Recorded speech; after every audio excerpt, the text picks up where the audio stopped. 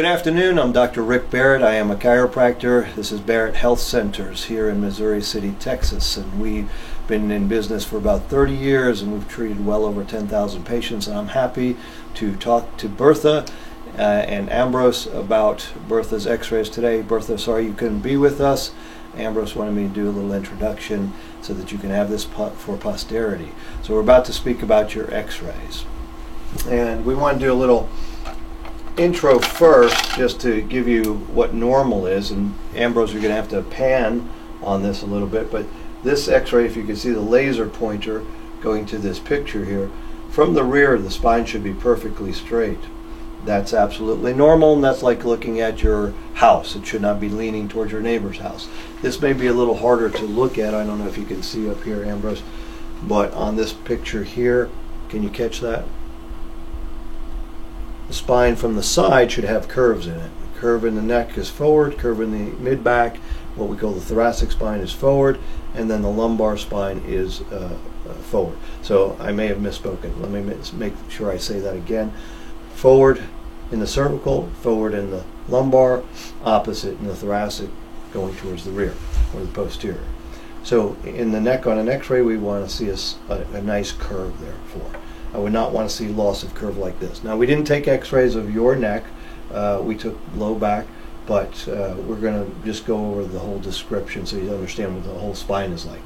Over time, the spine can degenerate where you can thin the disc like this one right here, grow extra bone. These are called bone spurs, osteophytes, and then it can become a solid mass of bone.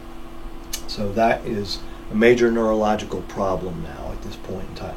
So whether it's the cervical, thoracic, or lumbar region, it's the same kind of degenerative process that can occur. Usually through trauma, it accelerates destruction. So in the lumbar spine, we want to see that nice curve, good spacing in between. Thoracic spine, again, good spacing, good vertebrae. And you can see over time, if we have misalignments, we call those subluxations, and subluxations turn into a degenerative cycle. And so this spine is straight, we have degeneration on the disc, and this is degenerating as well, and you can see that here it's trying to grow together or fuse together. Okay, so I'll give you a little bit more explanation before we see the x-ray. So from the rear, the spine should be perfectly straight, just like I identified a moment ago on this picture right here. So we have the nervous system, which is the most important component. So your brain controls everything in the nervous system and then everything in your body. So the nervous system is a connection between the brain and the body. Out of alignment in some fashion is going to irritate these nerves to some degree. 5%, 10%, 50%, just depends on how bad it is. So any misalignment we call a subluxation, irritates the nervous system with less flow. So if that nerve happens to be going to your liver, we can have liver issues. Doesn't mean that the liver can be repaired by taking pressure off this totally, but the more pressure you have, the less function you have down the other end. It's an electrical wire basically.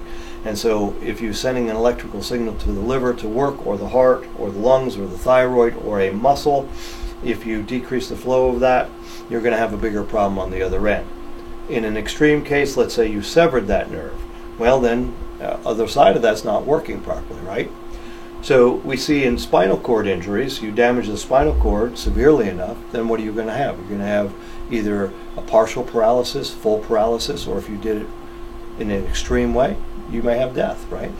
So we saw this with the actor Christopher Reeves. He jumping a horse, and he fell off the horse and he broke his neck. He damaged that spinal cord so severely, he was then paralyzed. He maybe took several years before he passed away, but enough damage creates a problem of flow of energy to the body for the body to work. So we care about any misalignment, whether there's a pain signal or not. So about 10% of our nerve fibers give us pain signals. About another 90% approximately make things function. So right now my pancreas is working, my liver, my heart, etc., just as yours is, but they may not be screaming out to you in pain, but your muscles might. Your skin might, right? You might have irritation in the skin, to the muscles, they're hurting, you might have spasms. So there's a lot of nerves that can be affected. So that nerve root coming off the spinal cord right there, if that is pressured enough, as we said, a misalignment of some fashion pressuring that nerve, then you're going to have less flow. Where this nerve branches off to several different areas of the body, all are going to be affected. So in an opposite way, if I cut my finger off, I'm unhappy because I cut my finger off. My nerves tell me it hurt, but eventually the pain goes away, but I can live the rest of my life without that finger. You can cut my arm off, I can live the rest of the life without my arm as well.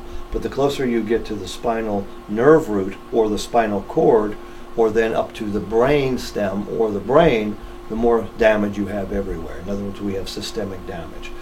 So that's the nervous system in a nutshell. It has to control and regulate everything, whether you have pain or you don't have pain. So we always care whether there's a misalignment, and the person can say, well, I don't really have pain at that level. Yes, but you're going to have malfunction. Eventually, you're going to go through a disease process, and eventually you might wind up with symptoms. Now, it could take 30 years, it could take 40 years. Just depends on the person, just like there are other weird things in life. You have kids dying of cancer, and you have people who live to 100 and they smoke and drink and do drugs. So the rest of us are somewhere in the middle, that if you do enough of the right things, the body treats you pretty well. Do enough of the wrong things, it gets you earlier. So that's the nervous system. Mechanically, these are the discs. These are the cushions that create a hole for that nerve root to exit, right? The spinal canal is right here, and that spinal canal needs to be open so that that cord runs through there unobstructed. So if that closes up, what we call stenosis, then we're going to have a problem with the cord and different areas where that nervous system distributes its information. Here at this foramen, or this hole where the nerve exits, if that disc is degenerating, we're going to have pressure on that nerve. The disc can also tear or bulge. So this is an example of a bulging disc. It's a little hard maybe to see from the video, but that disc is pushing out. Like if you grabbed a balloon, it's going to pooch out. That's going to push on that nerve root and cause problems. That disc can also then degenerate over time from the misalignment. Remember, if we have a misalignment, we're putting too much pressure. Let's do it this way. Misalignment, now we're going to put too much pressure on that disc and on this disc, and over time, mechanically, that can fail. So the disc might start to tear, might leak out, might bulge, putting pressure on the nerve. The other thing mechanically that happens, Bertha, is that instead of these joints moving properly and gliding as designed, out of alignment creates a wear and tear situation on those joints. This, the brain doesn't like, and it says, well, let's try and repair this to the best of our ability. And what it'll do is lay down extra bone in here, calcium deposition basically, and become jagged and irregular. And so this is a destructive process. This is a degenerative process. And this is when the doctor will say, oh, you have arthritis, because what is arthritis? It's an inflammation in the joint, and the inflammation is created by a misalignment or by the roughening of those joints as it degenerates. Now, we have a natural degenerative cycle. We all get gray hair, we're going to get wrinkles, and muscles start to atrophy a little bit. So we're going to wither away to some degree, but we don't want to advance that destruction. And we advance destruction through trauma, and we advance destruction through misalignments. And that misalignment could be caused by trauma, or it could be just normal wear and tear of your life working hard. A roofer hauling shingles up to the top of the roof for 40 or 50 years is going to have traumatic incidents over time. Somebody cleaning houses all their life. So repetitive trauma as opposed to one trauma. One trauma would be you have a car accident, break a couple vertebrae, and now we're going to have maybe 10, 15 years down the road some arthritis in these joints. Repetitive trauma is what we just described. So over time, wear and tear event. So in alignment, perfectly fine. Out of alignment, a wear and tear. Whether you break down in 10 years, another person might break down in 40 years. That's the way it goes. So over time then, you go through that complete destructive cycle, extra bone growth, and now the disc is shot. It's like a dried out piece of meat. And that's what you don't want to be, because the big problem is these nerves again. Now, the vertebrae used to be up here, spaced by a nice healthy disc. The nerve root was nice and thick and healthy, as you can see here on this model. Okay. Now, instead of being like that, we're slowly degenerating, trapping the nerve, and now we have major neurological problems, and then people wonder why they have all these issues, depending on where that nerve travels. The other thing that occurs then is muscles. Now, muscles in the back, you have layers. You have little muscles like this, and then you have layering of muscles. If I misalign the vertebrae in a basic way, that muscle is being compressed, pinched, squashed. Use whatever word you like interchangeably. This muscle is being pulled and stretched. So we have constant tension over here, and we have constant compression here, even if you're sleeping. Then you go to do a normal daily activity, might be sweeping, might be bending over to sink to brush your teeth, any number of things, washing your hair. Depending on where this is now, you're going to be aggravated. Over time, those muscle fibers as well will change. You get scar tissue. And scar tissue is just like cutting yourself on the outside and getting a scar. Some people get a little tiny scar, other people get a big scar, a keloid scar. So we don't know exactly how much scar tissue one person has versus the other, but you can darn well say that if it's misaligned and is that way for years, you are going to develop some scar tissue in these muscle fibers. And of course, now we have maybe pain generation. Okay, so that's enough of the build-up on the models. And now that you understand that, let's take a look at your x-ray. So we're going to look at the x-ray in this manner right here, from the rear. Okay, so right side, and so let's look at you.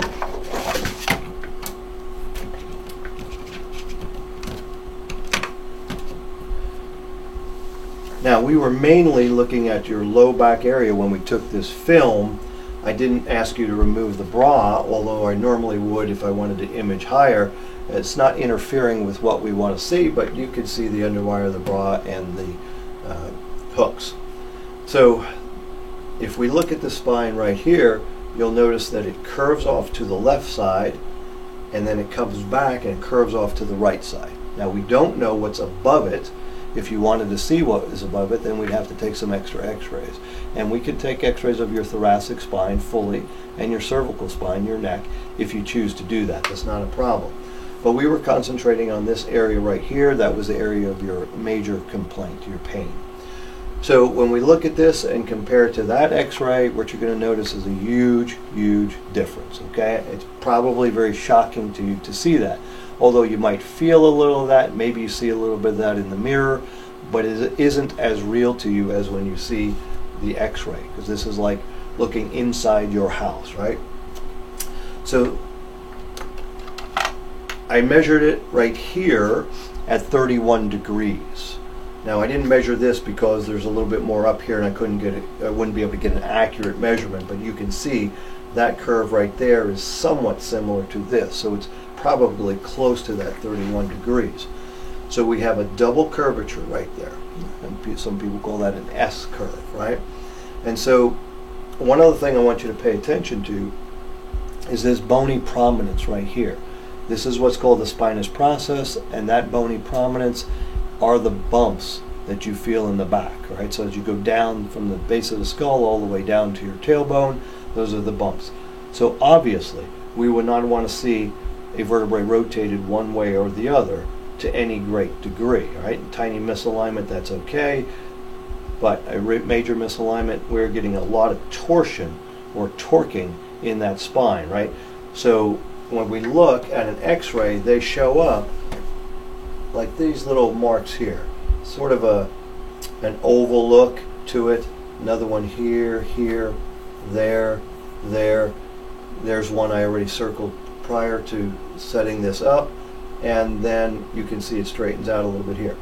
So in other words, to make this clear, if you look at these bony prominences here and you measure from there to there, I mean, you don't even have to measure, you can see it as I pointed out, but if you wanted to measure, you could see that the distance between there and there is much shorter than the distance between there and there. So what you're visualizing is that down here you're pretty centered, but at that level you start to rotate greatly. So now we have a great rotation or torquing, and then we go into the curve, and then we come back a little bit straighter, and then we go into more curve. So this is real hard on your body. I can't do it with a model, but you're getting this kind of torsion, and that's why there's a shorter distance there than there is there. You see more bone on this side, right? So we get this torsion of the spine right here, as well, at the same time, it's curving. So once again, curving, torsion of the spine. Now, that puts a tremendous pressure on the spinal cord, and a tremendous amount of pressure potentially on these nerve roots coming off of the spinal cord, as you might imagine, as I do something like that. Okay? As well as the discs, as well as the joints and all the muscles that we already talked about on these models. Now, additionally, if you look at the vertebrae being nice and smooth and fairly squared off, and you look here, you see it's fairly straight down. It's got a nice corner to it. I think you would agree with that. Now, if we look at this one down here, what do you notice? It indents, and it becomes pointy, and it becomes pointy over there. So at this level right here, you've got a lot of pointiness, which is exactly what I'm showing you here. These are called osteophytes or bone spurs. So, bone spurring there, you also have it on this side, so there's several places that you have it. If you look here, indents a bit, it pooches out, versus that side which is more squared off. So a lot of spurring going on here as it's trying to grow together and fuse itself naturally. And you can look at this one and you see how tight it is on that side, right? And how open it is on this side. So that level, you are basically creating a wedge effect on the left side, pinching down over here, opening up on the other side. You have the bone spurs, you have the curve, and you have the torsion. So, wedging, curvature, torquing. That's a lot, right? And that's what your body has to handle. Now, again, up above, we don't know. There's probably some compensation there. I did want to point out one other thing, which is good. From the top of your leg bones, right here, the femurs, I measured from that side to this side, and that left side is just a little bit lower than the right side, very marginally so. So in essence, your pelvis is nice and level. That's good, okay? It's like the foundation of your house. That's nice and level. The problem is the spine, which would be like your house with the boards torquing and twisting, okay? So that's what's going on from this view right here. The side view, if you remember, I said your spine should have a curve in it. If we can look over here a bit, Ambrose, you'll notice nice curve in the spine, okay? So right there is good curve, nice curve on the example of an x-ray, good spacing in between, nice and squared off vertebrae, all looks really good. And if we come back over here, now you're going to notice there's no curve.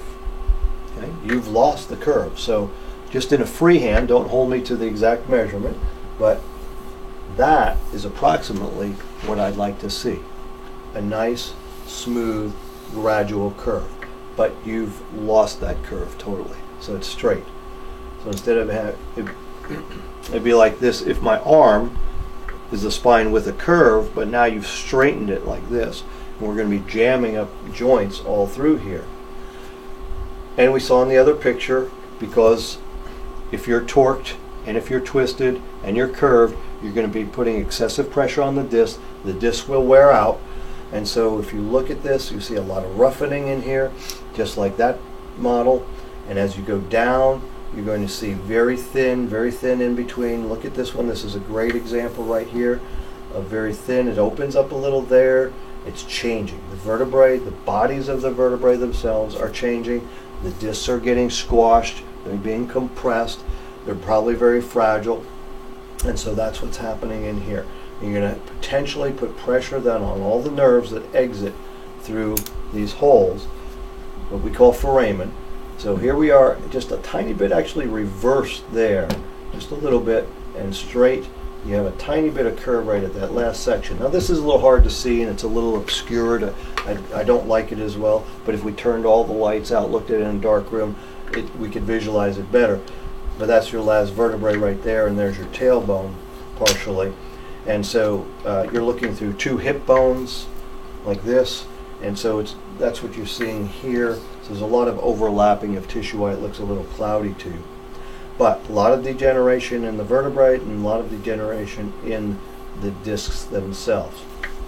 Now just as an aside, this whitish area that you see right here, can you see that? I think you can. And that white area, that would be your abdominal aorta. Now, your aorta should not show up on a film. So in other words, you're going to be pumping blood out of your heart up here into your arteries down here to the abdominal aorta, and that's going to branch off and is going to your legs, right?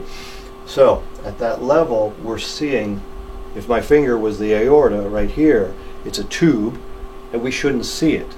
The only reason we see it is because it's full of calcium deposition. Okay? Now, you may already know that. You may have a cardiologist and may have talked about some of that. So this is what's happening there. If you haven't spoken to a cardiologist, that's a good thing to do. Okay? It's an incidental finding, but I just wanted you to be aware of it. Okay? And so the only other thing to tell you, which has nothing to do with the spine itself, but if we go back onto this picture from the rear, you'll notice a lot of dark, okay? And all of this is gas in your GI system, which is a little bit excessive. So this tells me a couple things. The nerves going to your GI system is not working properly to some degree, probably because of the misalignments that's irritating the nervous system. That's one potential reason. You can also just not be digesting food properly, possibly part because of age-related, but there may be some other issues with that. And generally when we see a lot of gas like this, we have somebody who's a bit constipated. Maybe they don't go to the bathroom as much as they should. You know, if you think back to babies, you feed a baby, it poops. You feed a baby, it poops. And basically, we should do that as well throughout our entire lifetime. So when people start having issues with constipation, and some women have it more than others, but if you're not having a couple bowel movements a day, you're becoming toxic from the waste material, and we should find ways to help you to eliminate on a daily basis. But that's an indicator to me that nervous system is not working properly, GI system is not working properly.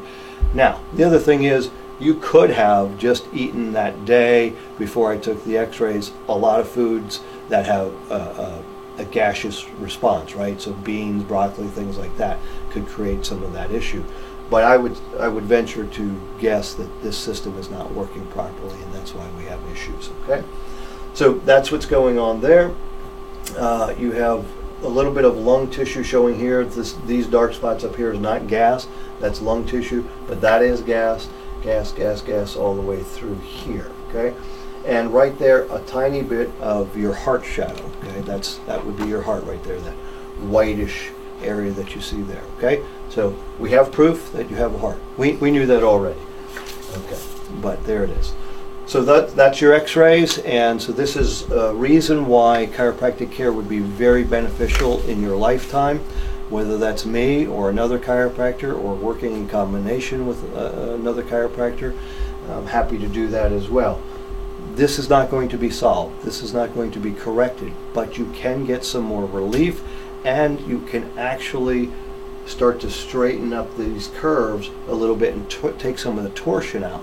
So as you get older, that you have less and less problems. It does take a lot of work because you've lived with this a long time. So I'm not just telling you there's a fast, instantaneous fix to this. You know, the dentist can put braces on your teeth to try and straighten your teeth, but it still takes a couple years to do that, even with the braces on 24 hours a day, 7 days a week. So with chiropractic care, we can work on you, one, to get rid of pain, two, to try and fix as many problems as we can fix so that you can be as healthy as possible. But I would say to you, just as if you were my relative, if you were my mother, this just takes constant care. And it's up to you how much care you want to help yourself with this issue, okay? And I'd be happy to discuss that with you in more detail, for sure. So that's your x-ray. I wanted to talk